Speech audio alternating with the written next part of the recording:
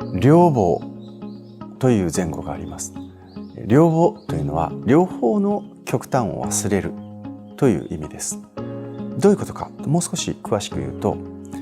私たちはですね、いつも何か物事を判断するときにどちらかの極に偏って判断をすることが多いです。これがダメならダメだ、これがダメならダメだ、右か左か、上か下か、男か女か、いつもそうやって私たちははっきり物事を決めたいという心理がね、どうしても働きます。そして小さい時から学校教育でも正解は何かということを求められる、その環境で生きてきてますから、これは正解か、これは不正解か、合ってるか間違ってるか、そういったですね、どちらかの極にとらわれてしまうという思考に陥りやすいです。けれども実際世の中を見てみると、実はこの極っていうものはその都度その都度自分が狭い視野の中で見ている一つの考え方でしかない。だからこの両方というのは、この両極というものを忘れてみる。右でもない、左でもない、西でもない、東でもない、上でもない、下でもない、北でもない、南でもないということを両方とも自分の決めている極というものを取っ払ってみることによって、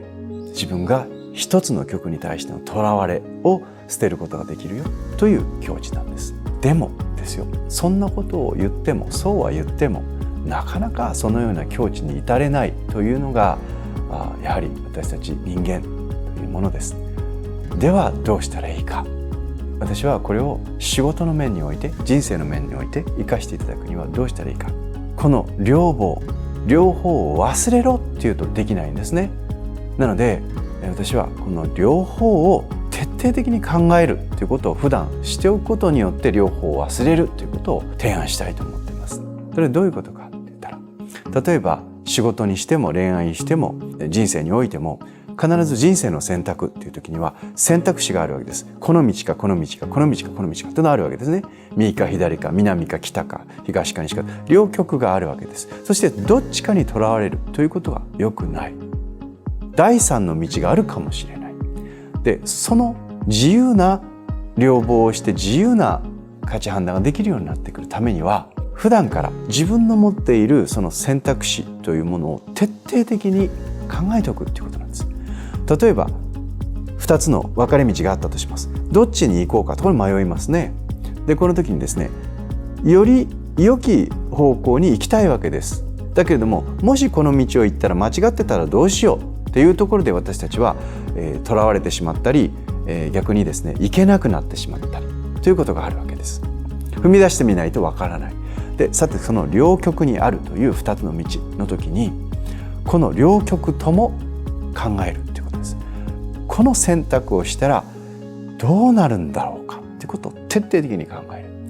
こちらの選択をしたらどうなるんだろうかということを徹底的に考える。だからこっちかこっちかじゃなくて、こっちに行ってみたら、これを取ってみたらということを徹底的に考えておく、普段からね。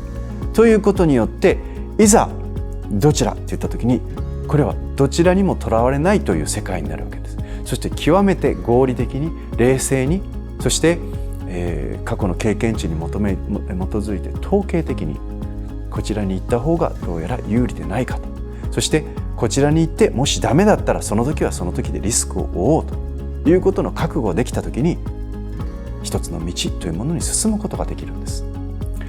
両方という前後、これは両方を忘れろと。そのことによってもっと第三の発想が出てきたりとか、それから自分の迷いというもの、とらわれというものをなくして物事を見るということができるよというアドバイスの言葉です。けれども、そうは言っても私たちは2つの道を同時に進むことができないから困るんです。それは禅のお坊さんの卓越した境地だからできることでしょってなってしまう。そうではない。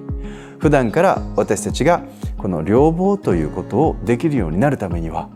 逆に両方を徹底して意識して2つの可能性というものを検証しておくということです。それで初めてその両方にとらわれない第三の道ができるか、どちらかをもう片方に進んだ時のリスク、それからメリットということを考えた上で進んでいくことができるということです。両方、これは決して曖昧な漠然とした言葉ではなくて、非常に科学的な言葉です。合理的に自分の人生の選択をより良きものにするために、とても大切な考え方、それが両方。多言語化プロジェクトに協力をしてくださった、何とか支援したいって思ってくださったその全ての方々に心より御礼申し上げたいと思います。引き続きまたよろしくお願いいたします。